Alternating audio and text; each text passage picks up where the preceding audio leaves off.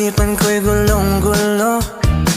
Nagtatanong kung susundan ko siya, dahil ang puso ko ay nabihag nga.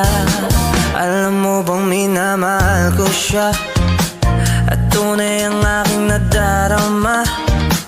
Kahit ako'y nagmumukhang tanga, ay ayos lang basta kasama siya. Kahit sabihin pa ng iba, nababaliw na akong talaga. Kahit merong ibang nagcha-cha-cha, nagrurumba, nagsasalsa, pwedeng sabihin nyo to sa kanya.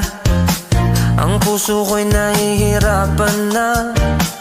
Ano pa bang pwede kong gawin na